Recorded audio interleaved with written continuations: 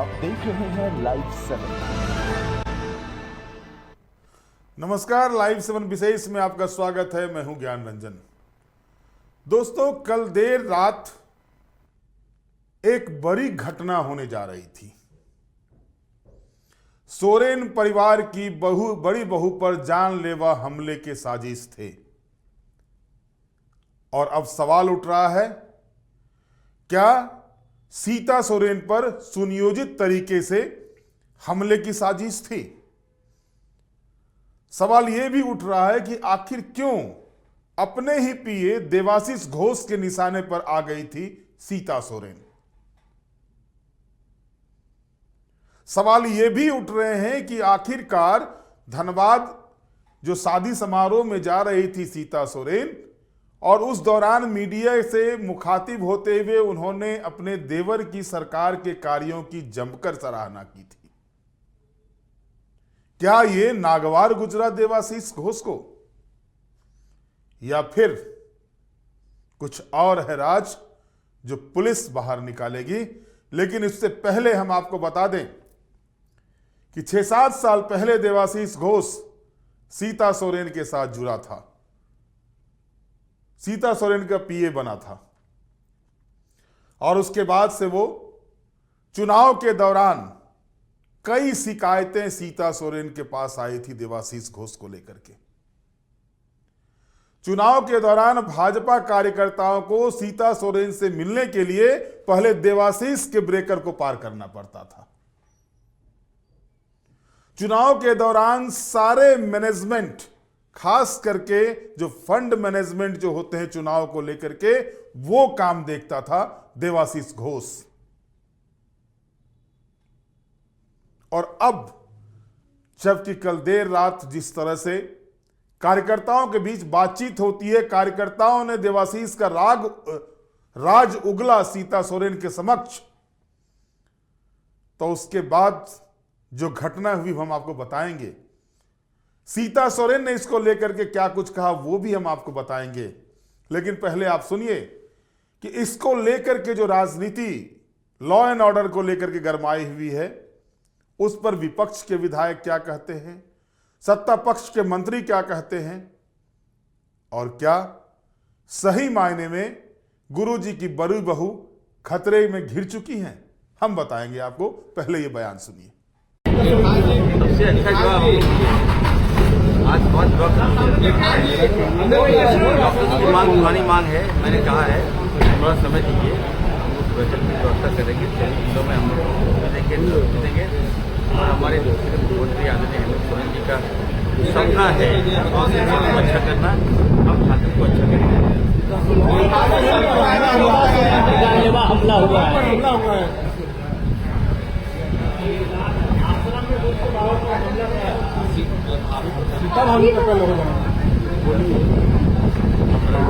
जानकारी नहीं हुआ कब की बात है।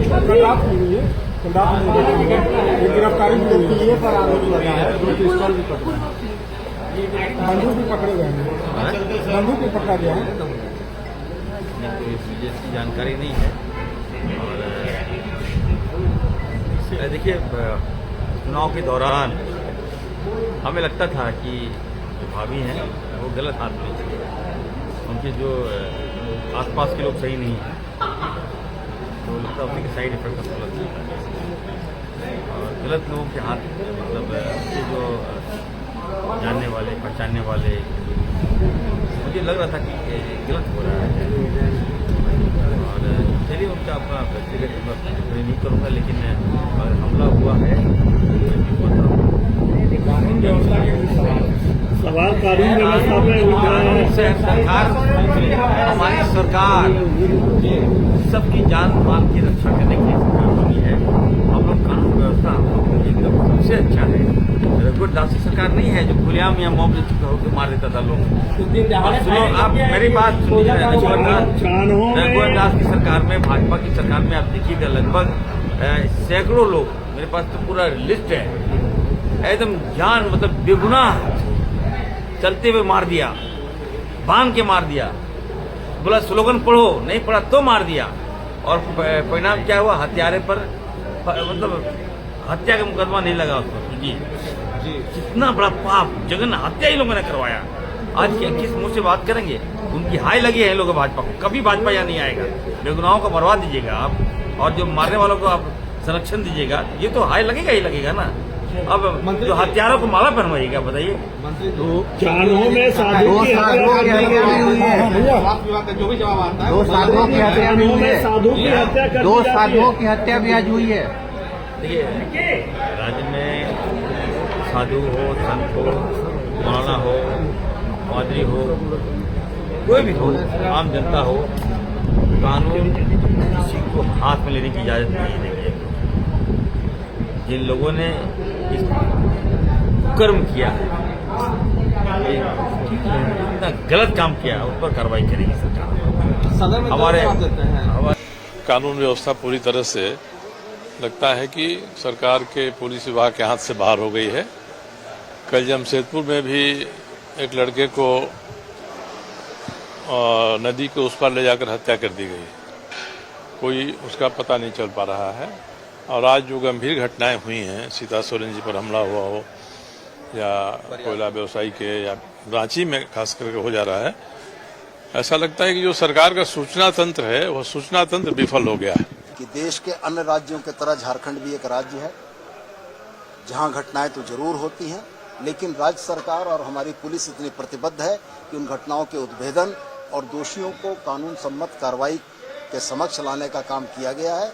अगर कोई उदाहरण विपक्ष के पास है तो वो यह बताए कि फलानी घटना में राज्य सरकार की कार्रवाई में दोषी बच गए हैं। हम ये कहते हैं कि हर बार की घटना में बहुत कम समय में हम लोगों ने दोषियों को पकड़ा है और कानून के समक्ष उपस्थापित किया। कल रात्रि को धनबाद पुलिस को सूचना मिली कि माननीय पूर्व विधायिका श्रीमती सीता सोरेन जी के ऊपर उनके पीए देवाशीष मनोरंजन घोष द्वारा हथियार तान दिया गया है। उक्त सूचना पाकर धनबाद पुलिस तुरंत घटनास्थल, जो कि सोनोटेल होटल के कमरा नंबर 618 था, वहां पे पहुंचकर हथियार को बरामद किया एवं पीओ को गिरफ्तार किया गया। माननीय विधायिका के दिए गए आवेदन पे प्राथमिकी दर्ज की गई है। अभियुक्त को गिरफ्तार कर जेल भेज दिया गया है। प्रथम दृष्टया ये बात प्रकाश में आई है कि पूर्व विधायिका रांची से कतरास आ रही थी एक शादी समारोह में, और जिस गाड़ी में आ रही थी उस गाड़ी को उनका पीए ही चला रहा था, और उनके साथ जो कुछ कार्यकर्ता थे उनको पता था कि इसके पास हथियार है।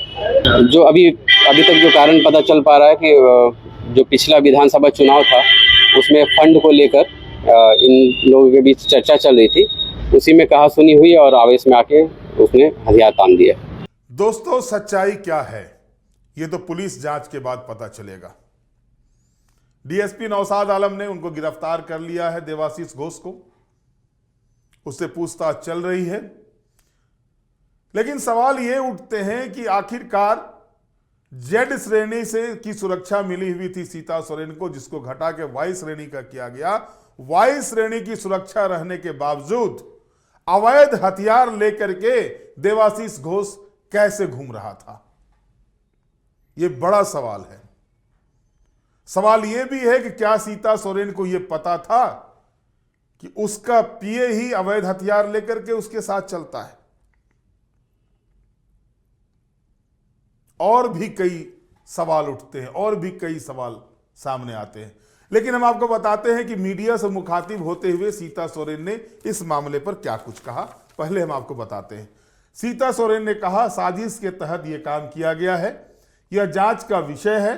कौन सा गिरोह काम कर रहा है, यह मर्डर करने का प्रयास किया गया था। उन्होंने बताया कि 6-7 साल से देवाशीष घोष उसके साथ जुड़ा हुआ था।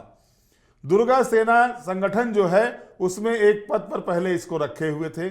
मेरा पीएस राकेश चौधरी था पहले, उसको जब हटा दिया गया तो उसकी जगह पर यह आ गया था। वह कभी हथियार नहीं रखता था, लेकिन कल पता चला कि अवैध हथियार रख रहा है। यह एक गौर करने वाली बात है कि वो बता रही है कल पता चला कि वो हथियार रखता था। यह भी पता नहीं था कि यह इतना बड़ा रूप ले लेगा। यह भी कहा कि अब इसको छोड़ेंगे नहीं। केंद्रीय नेतृत्व को, भाजपा केंद्रीय नेतृत्व को भी लिख कर देंगे। पहले Z+ सुरक्षा था, अब वाई श्रेणी का है। अपना ही पीए ऐसा कर सकते हैं तो बाहर का क्या विश्वास करें। ये सारी बातें सीता सोरेन कह रही हैं। उन्होंने कहा कि कल शादी समारोह में कतरास जा रहे थे, ड्राइवर बीमार पड़ गया था, वो देवाशीष की गाड़ी में ही बैठ गई थी। वह हथियार लेकर बैठा था। धनबाद के एक होटल में रुके कुछ लड़के थे, कार्यकर्ता थे, जो देवाशीष की शिकायत की। चुनाव के समय पैसे का गमन किया, ये आरोप लड़कों ने लगाया उनके समक्ष। इसके कारण सब कुछ हुआ, यानी चुनाव में हार गए। कई चीजें पूछे, कई सवाल नहीं, कोई जवाब नहीं आया। सीता सोरेन ने कहा कि जब लड़कों ने शिकायत की उनके सामने कि चुनाव के समय जो है देवाशीष जो है सो पैसे का गमन किया है, पैसे की हेरा फेरी की है, जो कार्यकर्ताओं के पास पैसे से पहुंचने चाहिए, जो बूथ मैनेजमेंट के लिए पैसे पहुंचने चाहिए, वो पैसे नहीं पहुंचे। और इसके बाद जब उससे इस बाबत उससे सवाल किया गया तो वो इसका कोई जवाब नहीं आया। यहां तक कि सीता सोरेन ने यह भी कहा कि देवाशीष ने उनका कैरियर समाप्त कर दिया। तो इसके बाद देवाशीष कहता है कि इलेक्शन के समय, मतलब हम लोग इलेक्शन लड़ रहे थे और तुम बिजनेस कर रहे थे, ये बातें जो है सो सीता सोरेन ने देवाशीष से कही। और गुस्से में देवाशीष जो है सो रिवॉल्वर निकालने लगा और वहां उपस्थित लड़कों ने उसको पकड़ लिया। और उन्होंने ये भी कहा कि कल से ही उसका व्यवहार गलत लग रहा था। चुनाव के दौरान बड़ी बेटी के साथ भी गर्मा गर्मी हो चुकी थी देवाशीष की, ये बातें भी सीता सोरेन कहती हैं। वह अवैध हथियार लेकर रहेगा यह विश्वास नहीं था। चुनाव में देवाशीष ने खेला रचा है, कौन सा गिरोह काम कर रहा है जो मर्डर करने पर उतारू हो गया। ये सारी बातें मीडिया में जो सीता सोरेन का बयान आ रहे हैं उससे आ रहे हैं। दोस्तों, आप घटनाक्रम को देखें। सीता सोरेन चुनाव हारती हैं लोकसभा का, भाजपा के कार्यकर्ताओं पर आरोप लगाती हैं। सीता सोरेन चुनाव हारती हैं जामताड़ा विधानसभा का, फिर कार्यकर्ताओं को निशाने पर लेती हैं। और अब जब उनके कार्यकर्ता, जो धनबाद के कार्यकर्ता, वो खुद बयान में कह रही हैं, धनबाद बोकारो धनबाद के कार्यकर्ता थे, जामताड़ा के नहीं थे, वो कहता है कि देवाशीष सब खेला बेला रच रहा था चुनाव के दौरान। और उसके बाद सीता सोरेन का ही बयान है कि देवाशीष कमर पर हाथ रखता है, उसको कुछ शंका होती है, तब उसके लोगों ने उसको पकड़ लेता है, उसके पास से अवैध रिवॉल्वर निकलता है। अब सोचिए जरा कि जो साथ में पीए है, जो पीए के बारे में कहा जाता है कि वो जो है सो एक तरह साये की तरह रहता है, अपने जो जिसके साथ वो काम करते हैं, जिसके साथ जुड़े रहते हैं, हर चीज की जानकारी उसके पास रहती है। और इसके बाद जिस तरह से देवाशीष ने एक कदम उठाया, और सवाल तीखे तब हो जाते हैं, सवाल जटिल तब हो जाते हैं जब सीता सोरेन ये कहती है कि चुनाव के दौरान उनकी बड़ी बेटी के साथ नोकझोंक हो चुका है देवाशीष का। अब कई तरह के सवाल उठ रहे हैं। सीता सोरेन ने यह भी कह दिया कि उनके कैरियर को बर्बाद कर दिया। जाहिर तौर पर अब उनको भाजपा में कैरियर नहीं दिख रहा है, भगवा मोह भंग होता दिख रहा है सीता सोरेन का। और लाइव 7 ने इस बाबत चुनाव परिणाम आने के बाद ही कह दिया था कि सीता सोरेन कभी भी भगवा छोड़ फिर से गुरुजी की शरण में जा सकती है। और गुरुजी के जन्मदिन के दिन ये एक सीन क्रिएट हुआ था। और उसके बाद भले ही सीता सोरेन ये बयान दे दी हो कि कैसे चर्चा में आती है बातें, ये नहीं कह सकता, अभी कुछ ऐसा नहीं है। लेकिन कल जब धनबाद में मीडिया से मुखातिब थी तो उन्होंने अपने देवर के सरकार के कामकाज की जमकर सराहना की। मैया सम्मान योजना को तो क्रांतिकारी कदम बताया, और ऐसा कदम बताया कि भूतो न भविष्यति वाली बात है। दिन में अपने देवर के कार्यों की सराहना करती हैं और शाम को जो है सो रात को उनके साथ ये घटना घटती है। और इसलिए मैंने कहा कि यह सुनियोजित साजिश थी या कुछ और, यह तो जांच के बाद पता चलेगा। लेकिन एक बड़ा सवाल उठता है कि निजी सहायक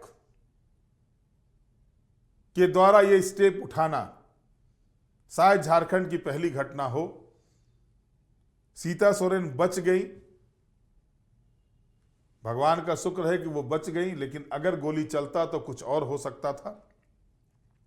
डीएसपी ने भी, जो नौशाद आलम डीएसपी जो हैं लॉ एंड ऑर्डर वहां के, उन्होंने भी बयान दिया है कि जैसा बयान आया है कि चुनाव के दौरान कुछ पैसे के गमन का मामला था, इसको लेकर के थोड़ी तीखी बहस हुई थी, उसके बाद ये घटना घटी है।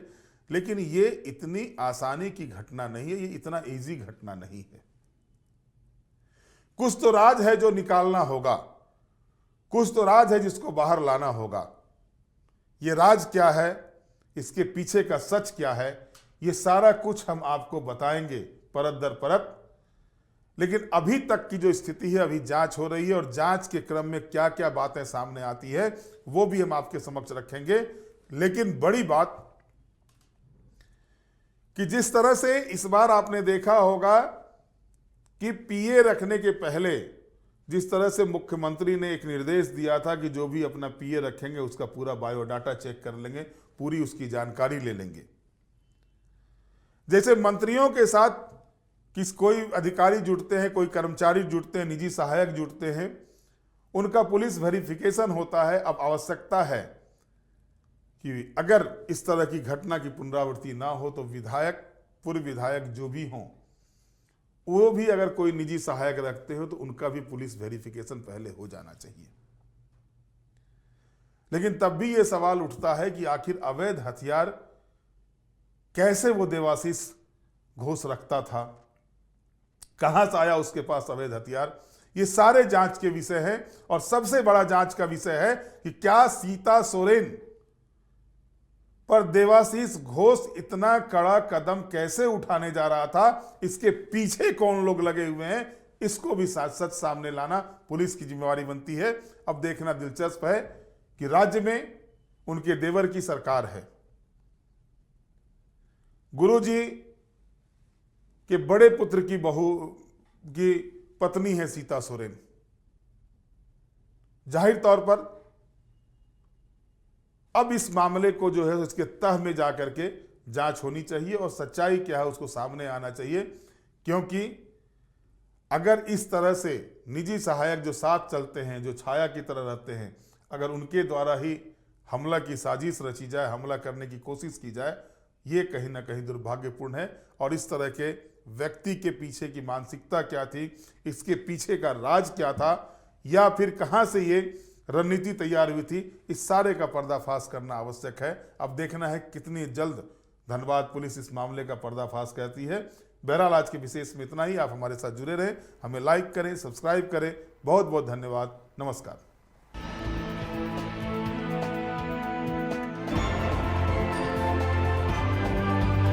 आप देख रहे हैं लाइव 7।